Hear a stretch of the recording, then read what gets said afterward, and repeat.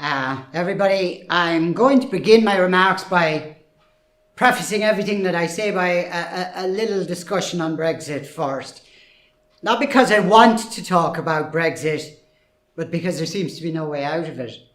And what I mean by that is Article 50 of the Lisbon Treaty was triggered by the British Prime Minister on May the 29th of this year.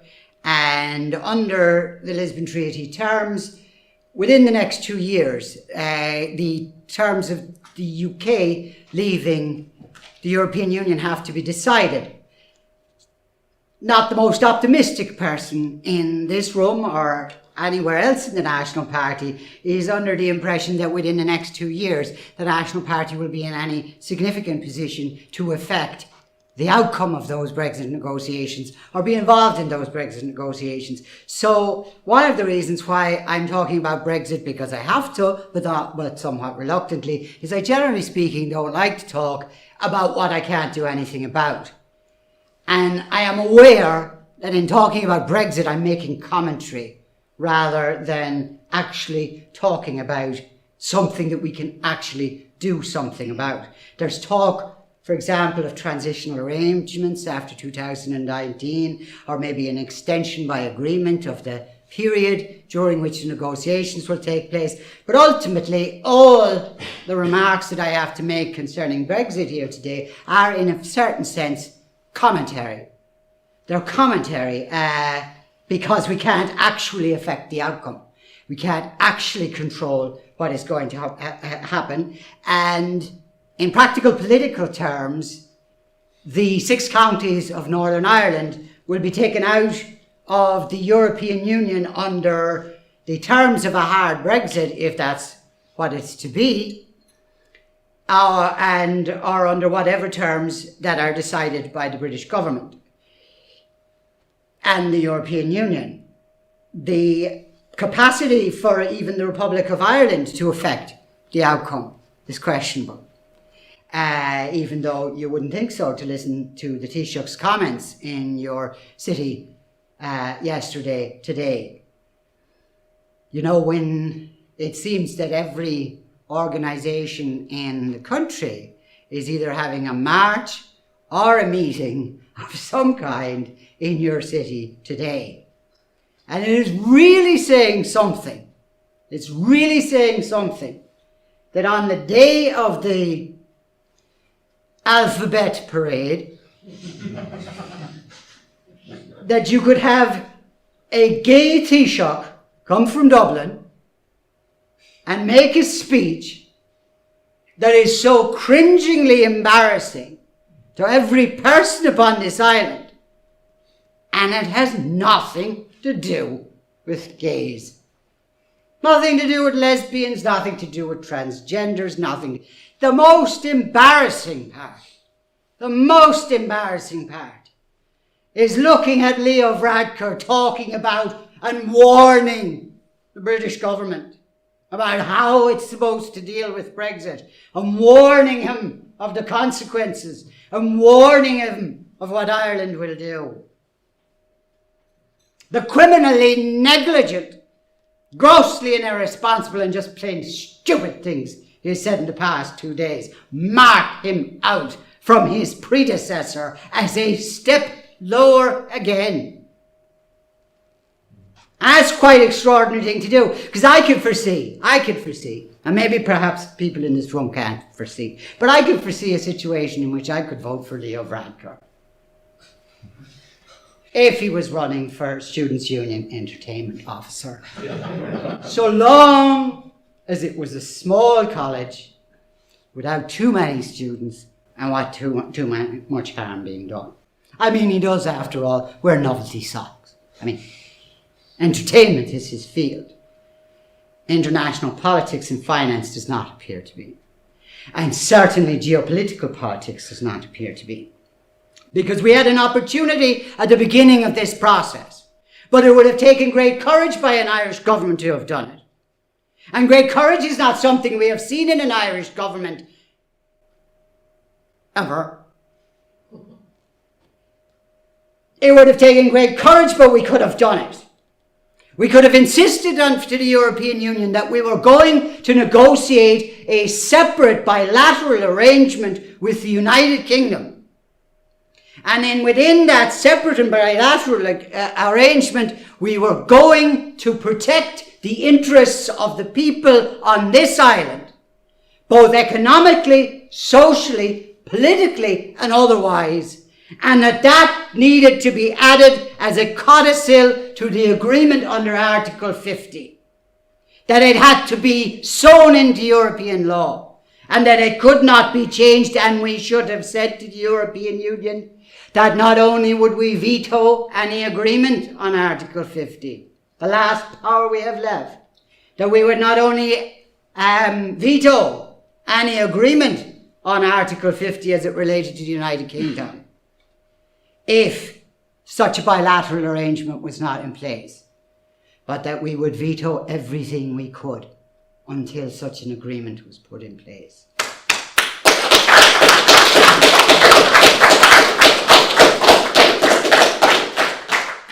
Unfortunately, it is not in the position of the National Party to decide to have such a bilateral arrangement, and Brexit will have happened long before we can do anything about it.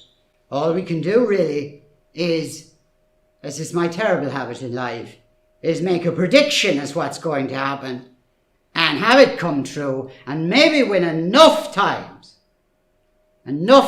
have occurred when I say this will happen if you do that, and it happens anyway, and they say it won't happen but it does, that people will start to recognise that, you know something, on basic common sense level, because I'm no genius, I have no, I'm not educated.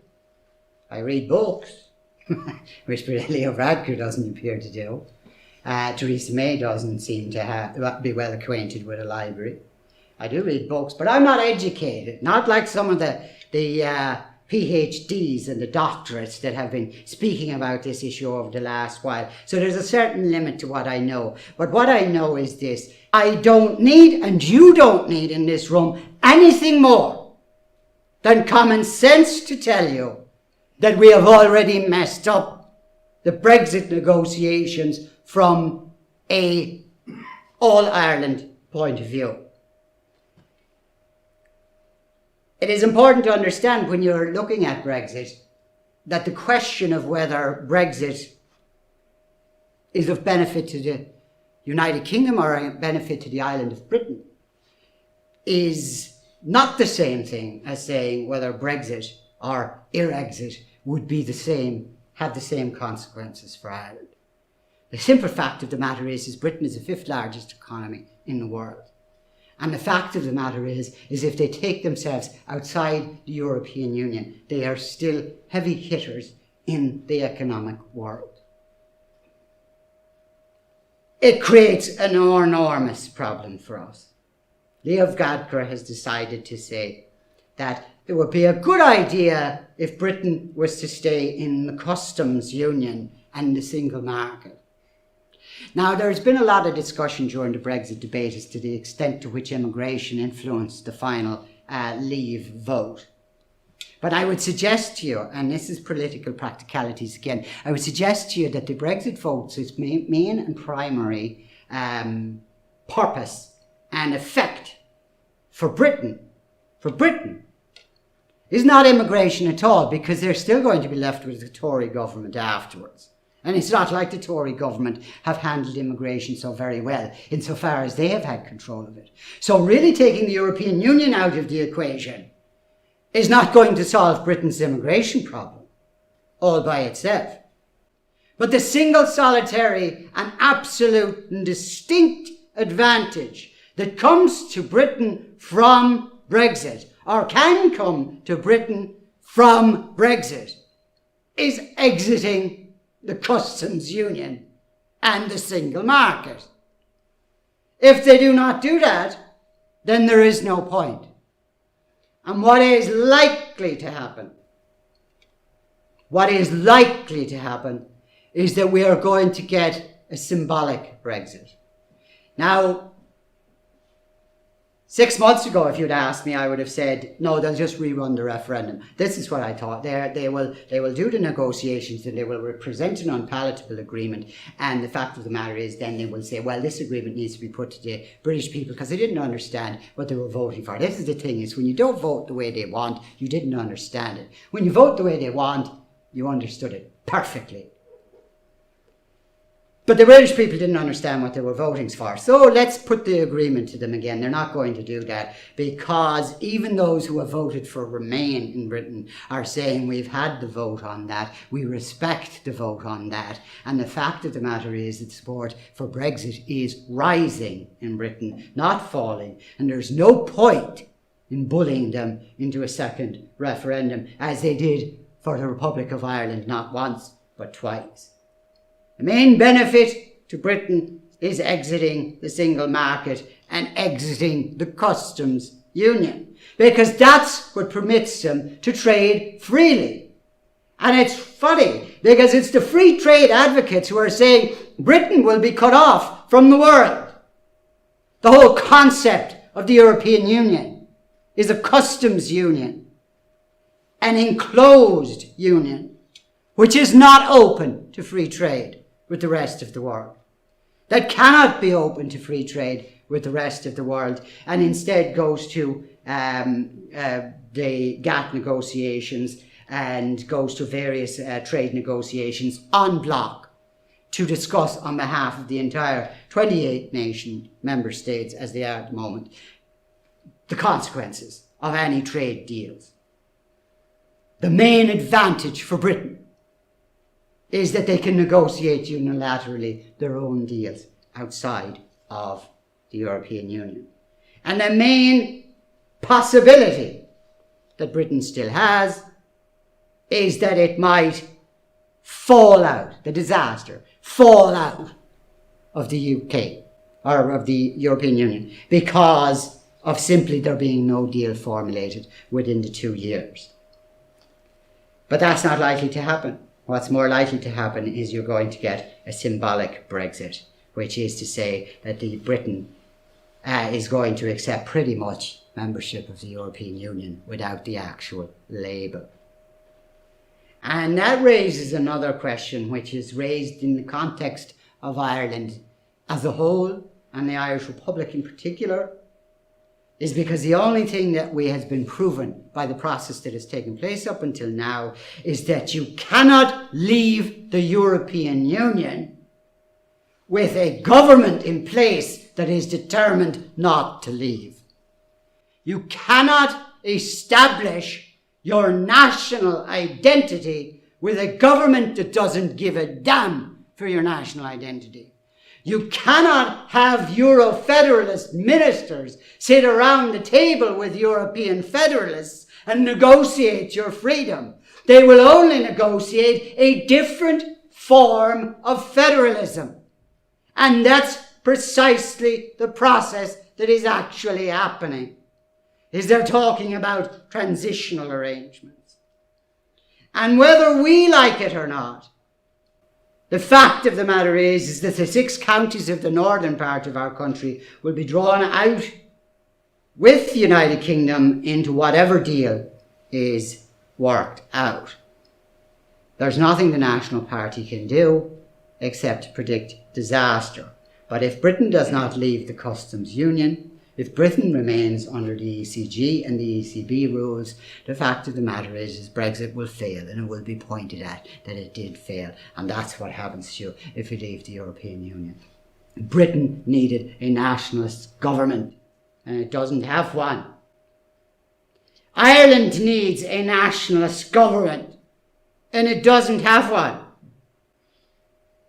I was thinking to myself during the course of the week that there are certain disadvantages to talking to an audience in the 6 counties. And one of the most obvious ones being there's a certain city in the 6-county area, and whether you pronounce it with 2 syllables or 4 really decides whether you get out of the place pretty much in one piece or not. And when you're dealing with a delicate situation like that, you have to be very careful what you say. But I thought to myself, there must be some advantages to making a speech in Belfast as opposed to anywhere else in the country. And I thought of it immediately, and it is this. The euphemism that we use for the two communities makes things difficult. But on the other hand, the advantage is this, is if I begin to talk about the deep state, or if I talk about the fact that the people you see on your television screens on any given night are the spokespeople for the people who actually make the decisions, that's an argument that will take me an hour and a half to win in any other part of Ireland, except in the 6 counties. Because everybody in the 6 counties knows that the faces you see on the television, that the party leaders that you are presented with of the various political groupings are but spokespersons for those who are actually making decisions in the background, whether those decisions are being made by MI5 or whether those decisions are being made by the Army Council of the IRA. The voice on TV is a spokesperson, not a decider. And there's no point in asking them questions outside their brief. They don't have answers other than the ones that they were sent to the TV studio with. Now, that's a very difficult task to do, because I'm going to take my life in my hands here, and I'm going to just actually say what I think, in the hope that what I say and what I think is what the National Party thinks, and in saying what the National Party thinks, in the hope that it'll be what you and I together can think, and in doing that we might actually come to some kind of conclusion. But if you have the same discussion in the south of Ireland, it takes, as I said, an hour and a half just to get past the idea, do you know something? Do you realise the people that you're listening to on television are not the ones making decisions? Because when Leo Varadkar comes to Belfast and he spouts this nonsense about a customs union, and he spouts this nonsense about Britain staying in a single market, and worse still, when he talks about setting the border somewhere in the middle of the Irish Sea, that he didn't think it up, that it wasn't his idea, that the whole point of it is to create such a scenario as makes Brexit impossible and makes life miserable for everybody, both sides of the partitioned island. The best way to begin with people down south is to warm them up with that concept by simply explaining to them the banking crisis of 2008. The Minister for Finance got on the telephone and exchanged certain letters with the European Central Bank head, at that time Jean-Claude Trichet. And the Minister for Finance for the Irish Republic had some ideas about how to deal with the banking crisis. And Mr. Trichet said to him, well, that's all very interesting, but here's what you're actually going to do. 64 billion in debt, just in that act alone, was forced upon the Irish Republic by a face that most people would not recognise if he walked in that door. 200 billion the Republic is in debt, because of the decisions made, not by the Minister for Finance, as much as I would like to blame him. The only decision he made, in fact, was to cave in and give up. And there seems no sign that we are having a government, or we are going to have a government anytime in the near future, that is not similarly going to cave in and give up. Because in 2011, the same Taoiseach, Mr. Leo Varadkar, said not one more red cent to the bondholders. 64 billion euro more, which is multiplied by 100, and I won't even try and do it in my head, more red cents went to the bondholders. He didn't make up his mind. People of Northern Ireland are used to the faces on television not just lying, but not even being the ones who make the decisions. To a people who have lived under that kind of governance, although you have to be careful the number of syllables you use in any given word, there is, on the other hand, a degree of straight talking that you can have with them that you possibly cannot have with a more relaxed audience down in Wexford that thinks everything's fine. There's nobody in Northern Ireland thinks everything is fine. And if you just leave it alone, it's working just grand. Nobody has taught that in Northern Ireland since about 1641. So there's a degree of straight talking that you can do to an audience in Northern Ireland that you can't do in any other part of this island. And although I am going to be careful in choosing my words in some cases, because I do not want to give way to the sectarian notion that this is about Protestants and Catholics, nor do I want to give way to the political narrative that is presented to us, that it is about unionism, or God help us, the nationalism that is Sinn Féin. Sinn Féin doesn't even claim to be nationalist anymore. Sinn Féin claims to be Republican, which is not nationalist. And I'll give them that, it's not the same word. There was a time, perhaps, when a party called Sinn Féin on this island represented Irish nationalism. But I don't remember it in my lifetime, and I'm looking around the room, I imagine there's no one here in their lifetime that recognises that either. They are the party of multiculturalism, they are the party of openness and diversity, they are the party at the Alphabet Parade. By the way, speaking of the Alphabet Parade, at what point does a parade become so inclusive that it's not about anything anymore? The fact of the matter is that Sinn Féin are at the forefront of every campaign to dissolve the national identity of the Irish people, north and south. Yeah.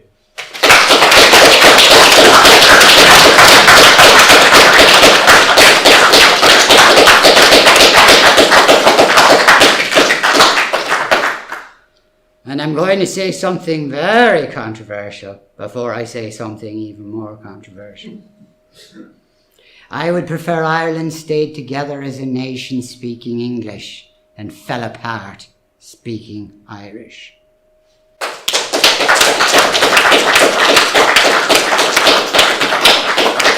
I am not interested in the 161 countries from which Ireland has drawn 110,000 citizens in the last 5 years, whether or not they are fluent in the Irish language. I want them to be I want the people of this country to be fluent in our history and our heritage, in our culture and in our blood, and in understanding what it means to be Irish beyond a piece of paper in one hand and a few couple of fuckle in the other.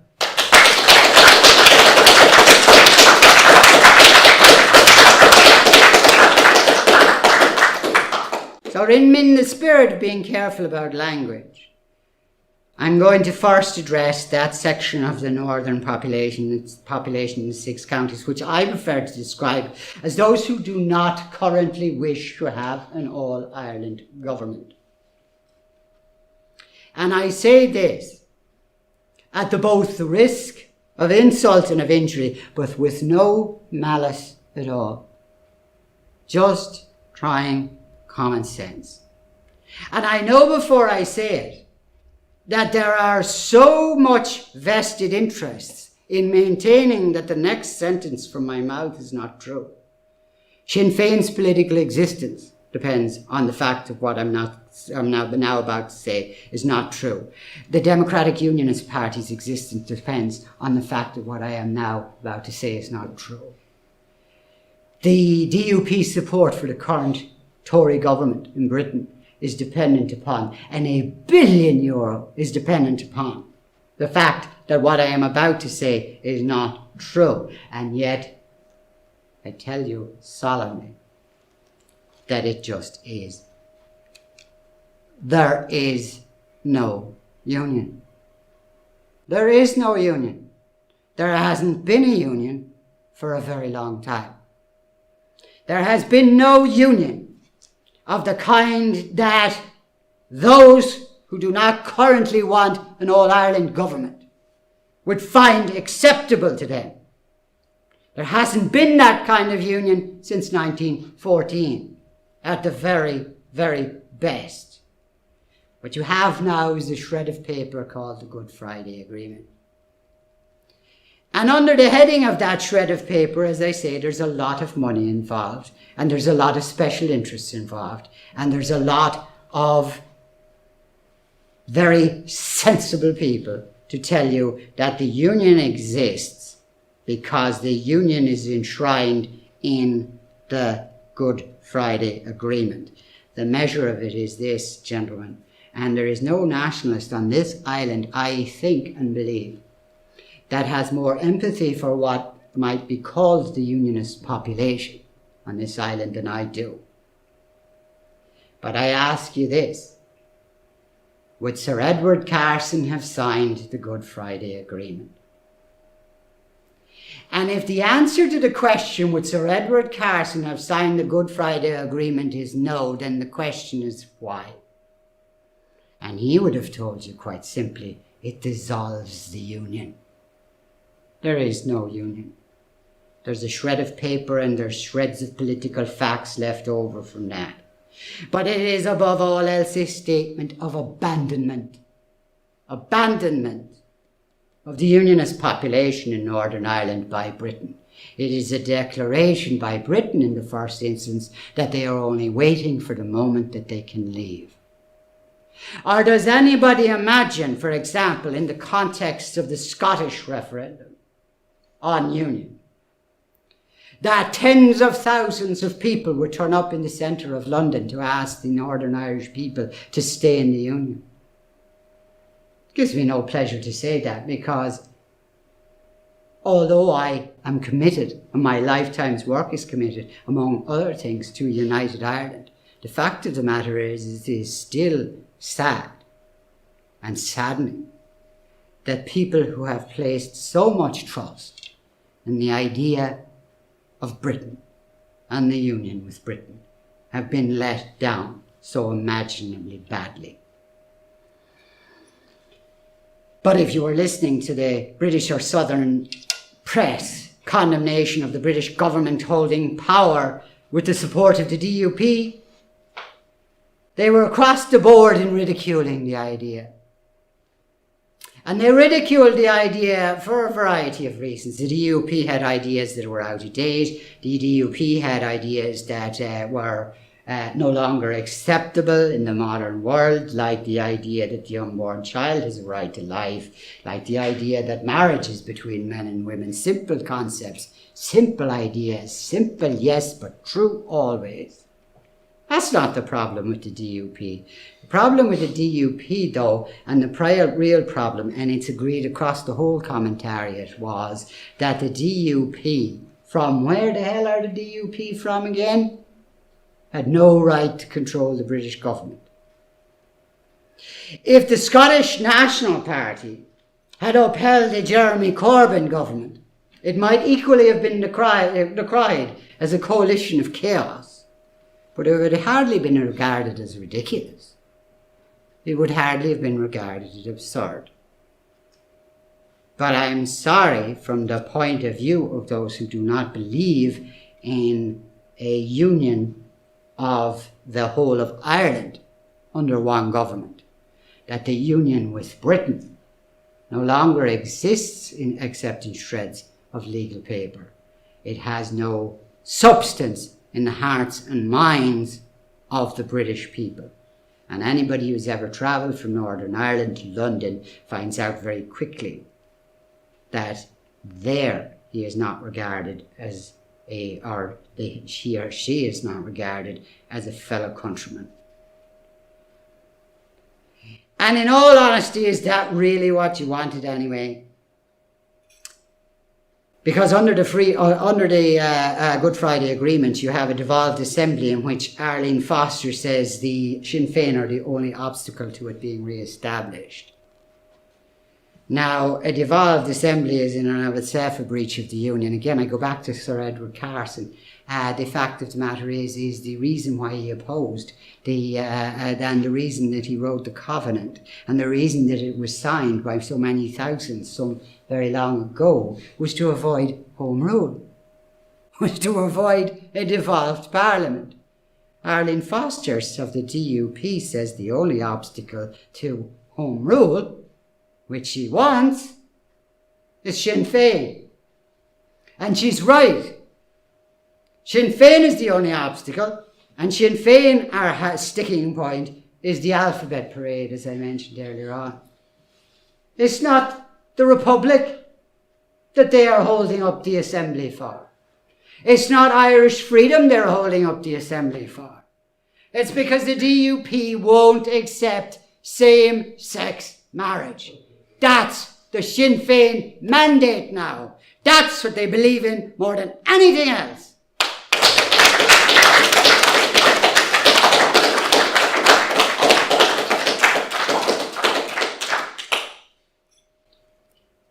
Arlene Foster also says she wants a seamless border after Brexit. And again, I say to you as an Irish nationalist, so I would go on the assumption then to turn that question around if I were looking at it from an English nationalist point of view.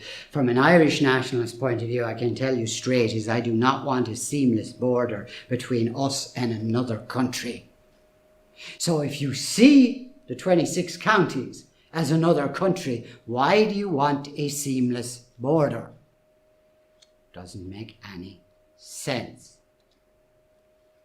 And the fact of the matter is, on this island from 1922 till 1972, within the 6 counties there was operated in this area what for all intents and purposes was the government of an independent state. And they were happy to do that with the Union essentially as a force to prevent interference from Dublin, how Dublin could be shut out and shut down. Now, I do not mean to drag through the rights and wrongs of the northern state as it existed in that time, except to say that if I were to do so, I might spend quite a lot of time on it. But I am not Sinn Féin, and I am not the IRA, and the National Party does not intend to build its political base within the 6 counties on sectarian division, on old hatreds, on history where grievances may well be justified, but what point do they have in discussing the future of all our peoples?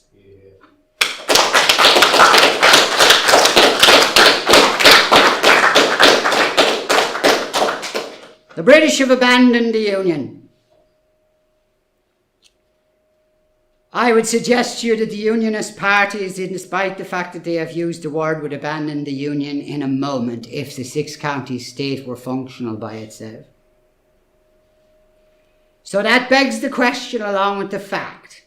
The fact is there is no Union. And the question is whether there is anything fundamentally sought by those who ostensibly call themselves unionist parties, which cannot be achieved within the context of an all-Ireland settlement. And the fact of the matter is that among sensible opinion in that community, they will admit privately, and indeed they have admitted privately, that they do believe that it is conceivable to them that there could be an all-Ireland settlement. But you know, there can't be an all-Ireland settlement with, and I agree with them absolutely, and I'm about to tell you why there can't be an agreement on an all-Ireland settlement with them. There can't be an agreement on an all-Ireland settlement with Sinn Féin and the IRA.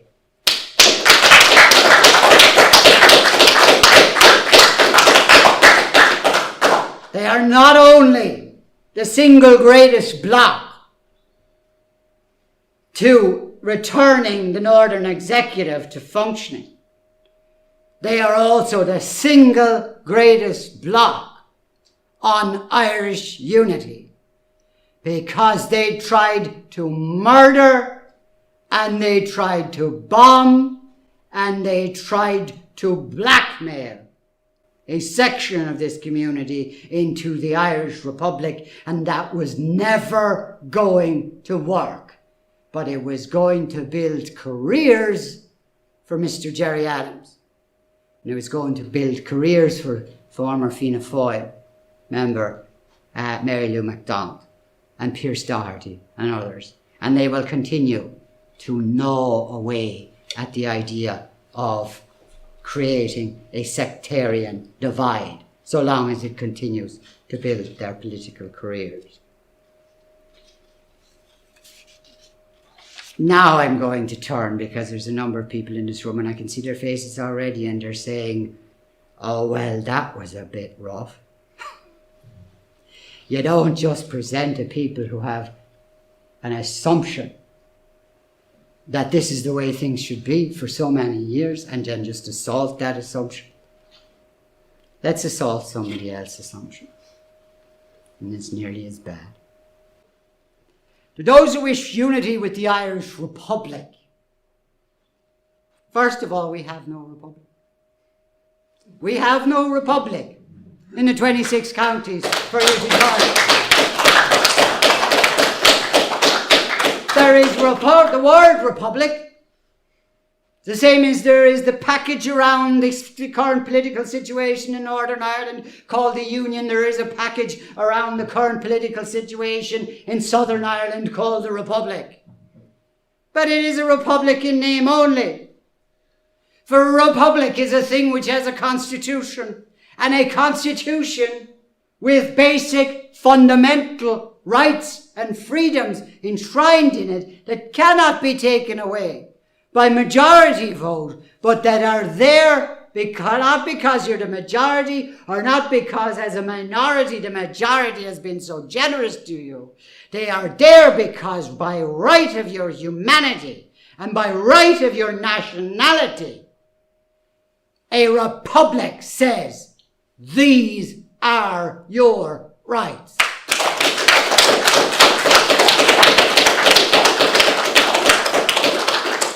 And in Southern Ireland, we have no such republic. The Constitution is written. Sean Fuelon once said, you would know, De Valera wrote the Constitution almost entirely by himself. Closeted himself in a room, literally, for several weeks, came out and allowed the odd word to be changed. But more or less, he wrote the damn thing himself. And there are various rights included in that Constitution that make sure that you know it's not a republic, that make sure you know it's a parliamentary dictatorship. The right to free speech as subject to public law and morality. That's no right to free speech. If the Dáil can say, you can't say it. And there are many things already that are illegal to say in the south of Ireland. Freedom of assembly, subject to public order and morality, and as shall be decided by law.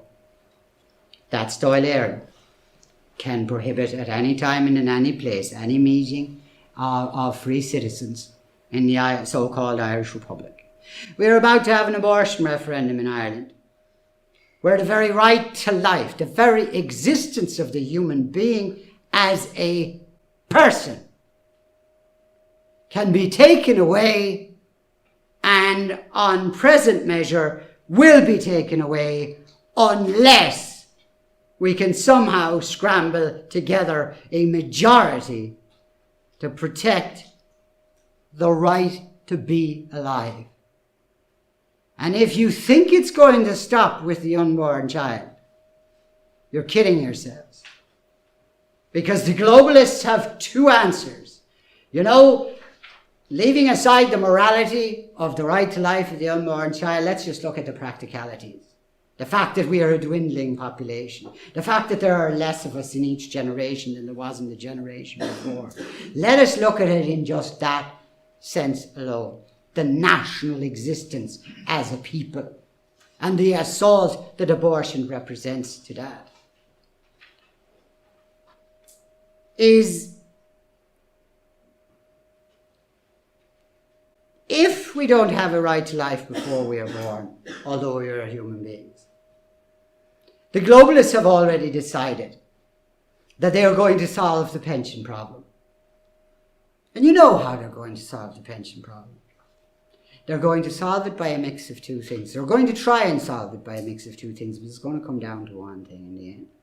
They're going to try to solve it by bringing in immigrants in huge numbers to engage in population replacement. The problem with that is, and it's almost impossible to get a left-winger to understand this, is the immigrants who are not going to pay taxes to keep you in an old folks' home. I don't care how young you are now. Some of you are there going, well, I'm not going to be in an old folks' home. Well, you better start having some children, because they're the only people who are going to keep you out of it. And if you go there, they're the only people who are going to keep you alive when you're in it. Because the second solution that they have for the population crisis, the demographic crisis, is since there is no right to life at the beginning, there is no right to life at the end. They are not going to support us in old folks' homes when we reach the end of our economic utility. That's the whole purpose of humanity from a globalist point of view. Economic utility. Are you a producer and a consumer? And when you either aren't a consumer or a producer, which you are not as an unborn child, and if you are not a consumer or a producer, which you are not when you are too old to work, and which you are too old to contribute, and which you do not have enough money left to consume, you cease to be an economic unit, and then you cease to have any economic value. And since that's the only value that they understand, that's the only value that will matter. So we do not have a constitution in the proper sense of the word. And because we do not have a constitution, we do not have a republic. So to those who wish unity with the Irish Republic, first and foremost, we don't have a republic for you to join. Same as there's no union, there is no republic. What a mess we have made of this island. What a mess we have made in arguing between so-called Republicans and so-called Unionists that we arrive in this day in 2017 and there is neither the Union nor the Republic.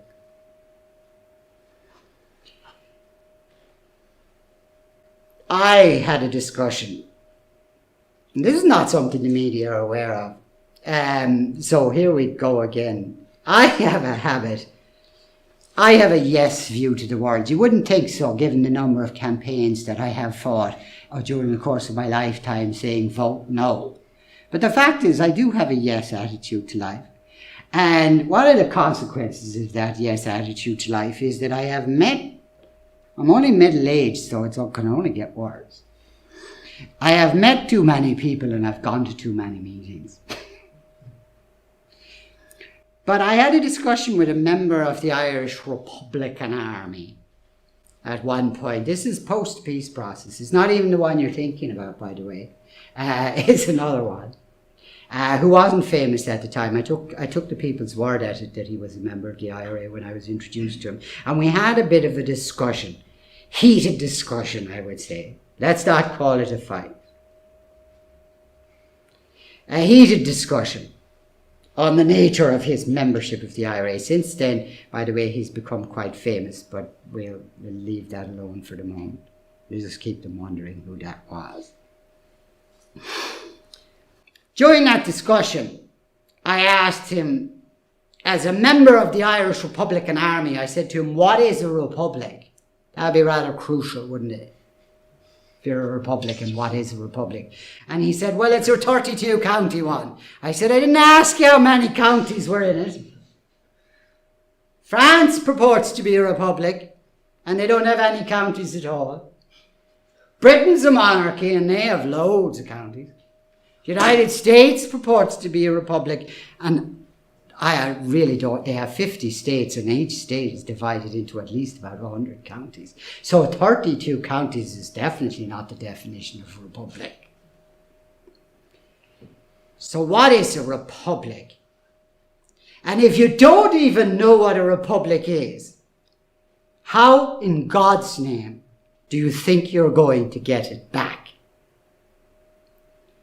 So I asked him then, since it is apparent, now he didn't accept that, but since it is apparent to me, I said, that you were motivated to join the IRA, despite not knowing what a republic was, why did you join the IRA? He said, oppression by the British state. I said, okay.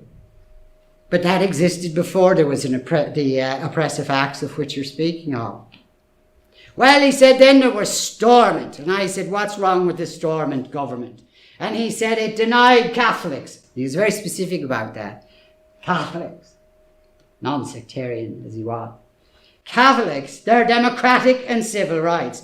Now, first of all, no one under the Stormont Assembly, as it was constituted from 1921 till 1922 to 1972, were denied their democratic rights, because here is the problem with democracy as opposed to a republic. If you are the majority in a democracy, you can do whatever the hell you like. And the fact of the matter is within the 6-county area, the Unionists, the Orange Order, they represented a majority.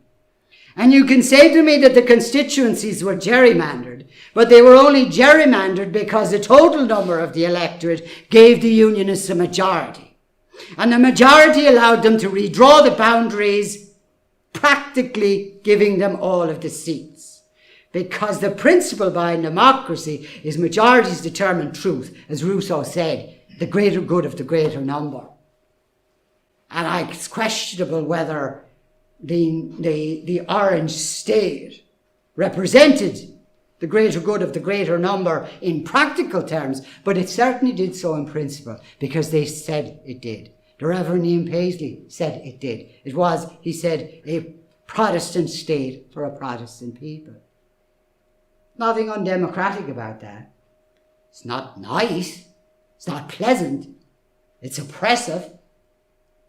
And for those of you who find yourselves eternally in the minority, you're denied many, many rights. But here's one right you're not denied. You're not denied your civil rights.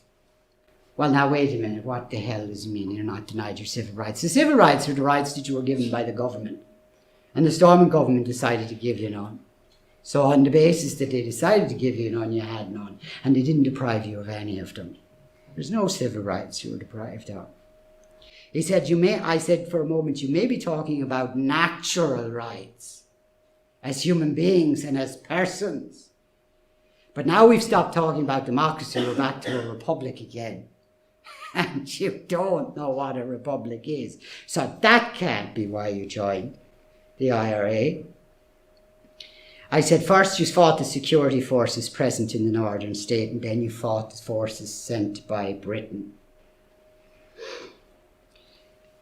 What security forces did you kill? What about the Catholics? Oh, he said no good Republican would join the security forces of the British states. So I said, you meant Protestants then. You fought the Protestants. You joined the Irish Republican Army for the purpose of establishing a 32-county republic. Even though you don't know what a republic is, you actually want a democracy.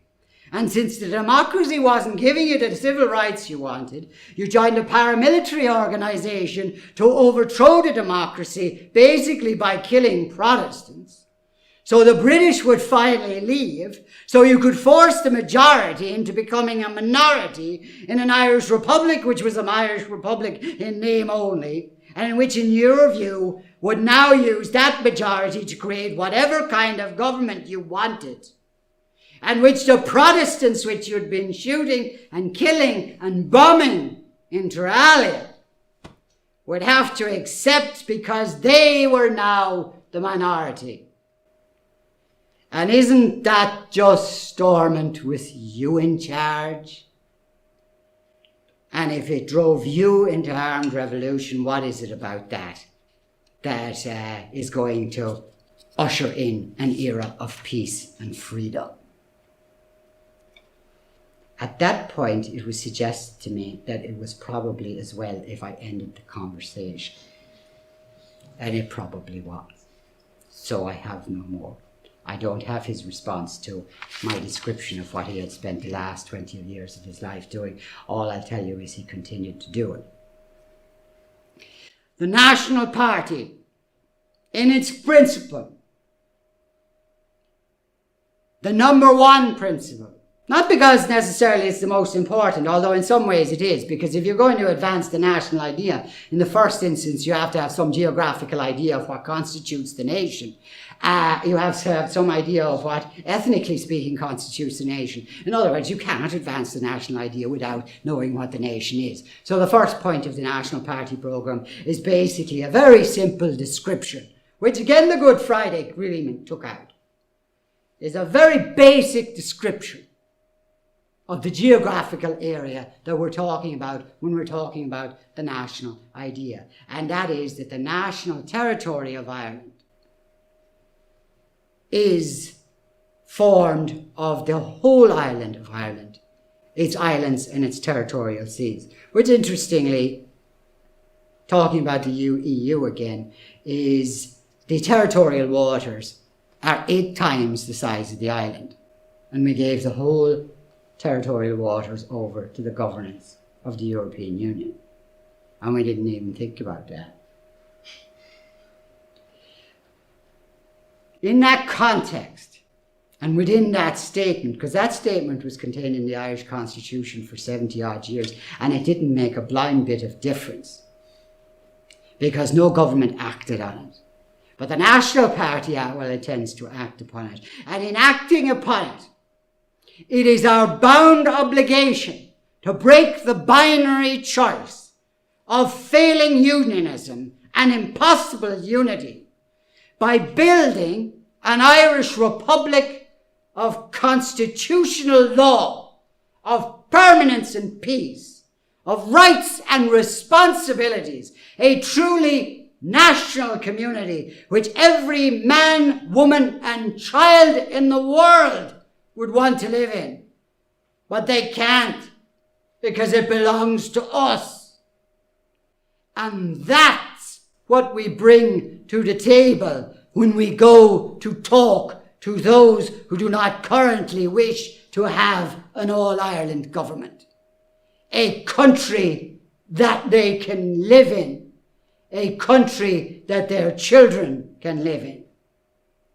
Because if we do not do that, if we deem that that's beyond our reach to create something that is attractive enough, that the majority, not just the majority in the 6 counties, but the majority of those who currently are opposed to an all-Ireland government, if it's beyond our reach to create a government and create a republic that is attractive for them to be part of, then I tell you what is going to happen.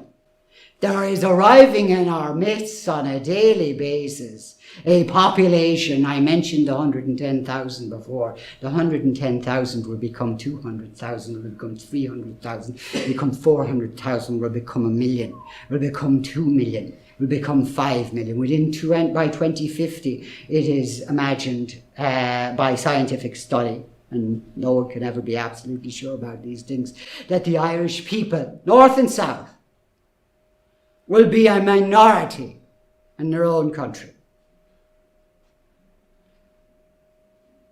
Those peoples come from cultures so entirely different, so incomprehensibly unassimilable, so opposed to every notion of what we believe is common decency.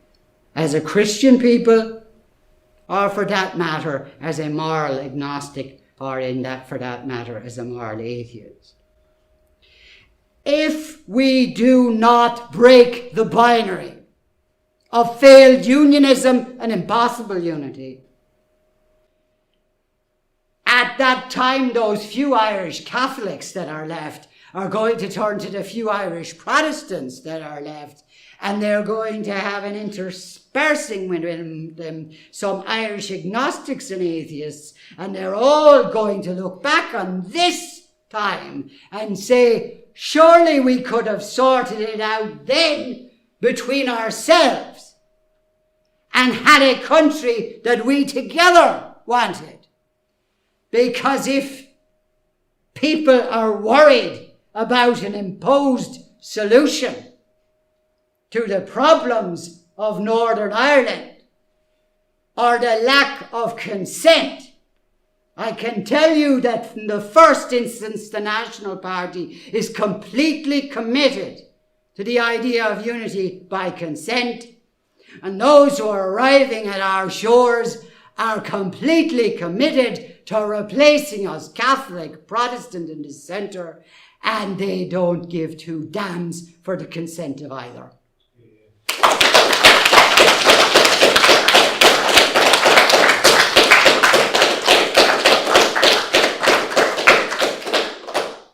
In that vein, we do not intend to negotiate or broker a deal between the DUP and Sinn Féin as if that could be done. The Good Friday Agreement as it currently stands gives Sinn Féin, and they're using it now, to do exactly what the IRA was not able to do.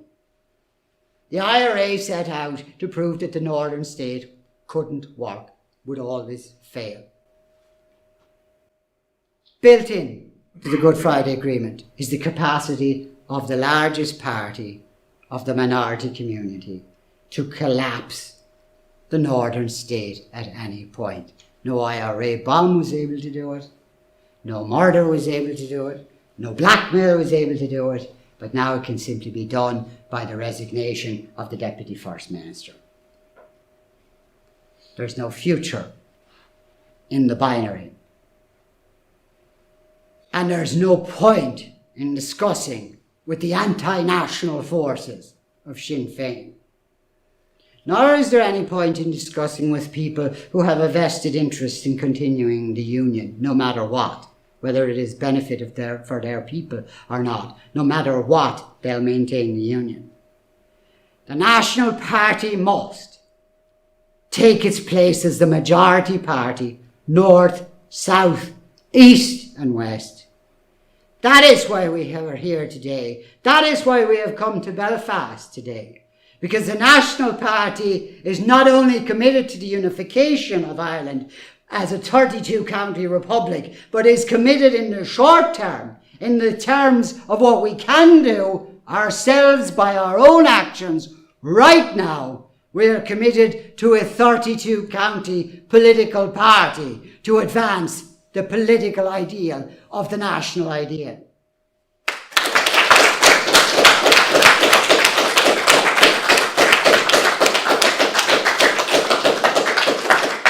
And right now everybody will tell you it's impossible and it can't be done and it's never been done and no one's ever been able to sort it out, no matter how many times they've tried. But there isn't a single party in this country, on this island, more than 100 years old. There isn't a single political issue on this island that's more than 200 years old.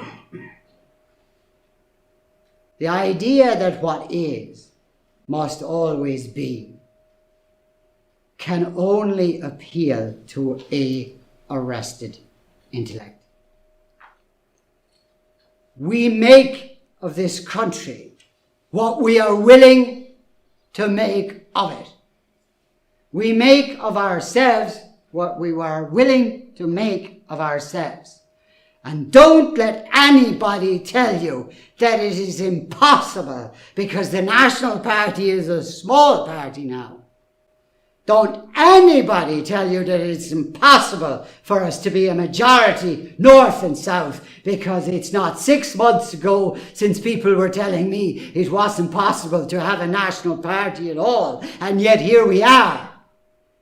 And there were people telling me, well, okay, if you're going to have a national party, that's one thing, but for God's sake, don't go to the north, and definitely don't go to Belfast.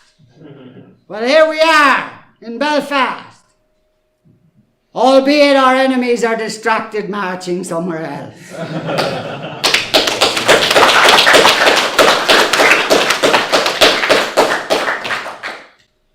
We can, on the 9 principles of the National Party, create the path to freedom for the 26 and the 6 together as the 32 counties. The national idea, as we will present it, has never been presented before.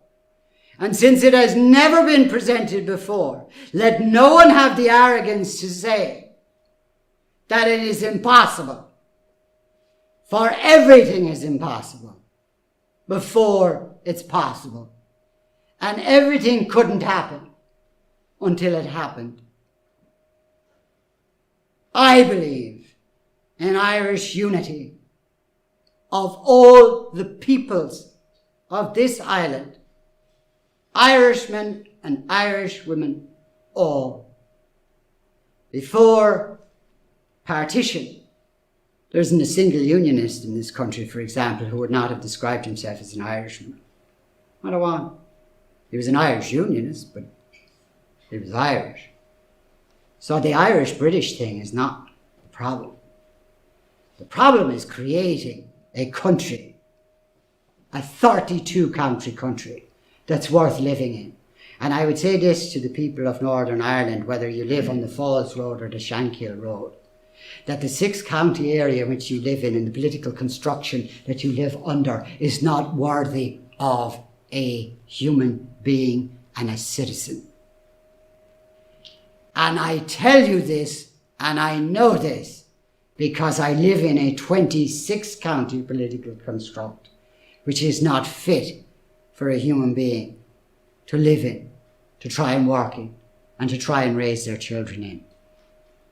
There is a tyranny on both sides of the border, and it will not be done away with by Brexit, and it will not be done away with by Irish unity alone, and it will not be done away with by ending the union, such as what's left of it, with Britain, and it will not be done away with by Ireland exiting the European Union on its own either. It will be done by the enactment in full and in total of the national idea, the 9 principles of the National Party. And they tell us it cannot be done. We can. And we will. Yes, you're right.